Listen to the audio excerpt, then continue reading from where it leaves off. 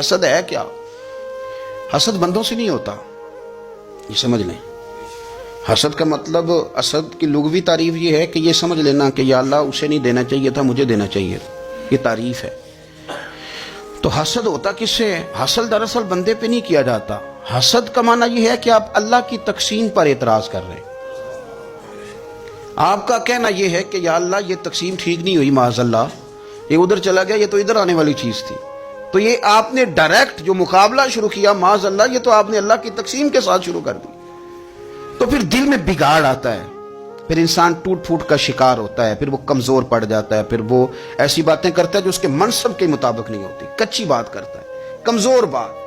اللہ بہتر جانتے ہیں کون سی چیز اس نے کہاں رکھنی ہے۔ رب کی حکمت پر اور اس کی دی ہوئی توفیق پر راضی رہنا ایمان کا تقاضا ہے، لیکن ہمیں تو چاہیے تقسیم اپنی مرضی کی۔ ادھر کیوں چلا گیا، ادھر آنا چاہیے تھا۔ بھئی آپ کو یہ کس نے حق دیا ہے؟ مالک نے جو چاہا، جب چاہا، جہاں چاہا اپنے فضل سے عطا فرمایا۔ حسد، اور پھر اس کے اگر کوئی حسد نہیں کرتا تو لالچ شروع کر دیتا ہے۔ وہ کہتا ہے کہ یہ جو اس کا مال ہے اس میں میرا بھی حق تھا، یہ تو مجھے ملنا چاہیے تھا۔ آپ یقین کریں کہ بندے بندوں سے کم پیار کرتے ہیں، جیبوں سے زیادہ پیار کرتے ہیں۔ اس بندے کو تو کوئی نقصان نہیں جس کے ساتھ آپ نے تعلق رکھا ہوا ہے جیب کا، لیکن آپ بڑے کمزور ہو گئے۔ آپ جب لالچ کر لیا، نفسانیت میں آ گئے تو آپ کمزور پڑ گئے۔ آپ نے مطلب کیا، آپ کا کیا خیال تھا کہ رب کی بارگاہ سے کوئی کم ملنے والا تھا جو بندوں پہ اتنی توجہ کر لی؟ او یار ادھر دیکھ، میری بات سن۔ او بھائی، وہ تیرا میرا رب ہے۔ یہ ہو سکتا ہے کہ امیروں کو دے دے اور تیرے جیسے میرے جیسے غریبوں کو وہ بھول جائے، یہ ہو سکتا ہے۔ تو کیوں لوگوں کی جیبوں پہ توجہ، لوگوں کی جیبوں پہ نظریں، فلانے کے پاس آ گیا تو میں رہ گیا، مطلب کس لیے؟ ہمارا رب کسی کو بھولتا نہیں ہے، کسی شخص کو وہ میرا مالک اپنے فضل سے نظر انداز نہیں کرتا، وہ سب کو نوازتا ہے، لیکن اس کی حکمت کے تقاضوں کا انتظار کرنا مسلمان کی شان ہے۔ کبھی کسی حسد میں کبھی کرنا ہو تو رشک کریں، مزہ آئے گا۔ اور یہ رشک کرنے کا نا، رشک کا معنی کیا ہے؟ حسد کا معنی یا اللہ اسے نہیں دینا چاہیے تھا، مجھے دینا چاہیے تھا۔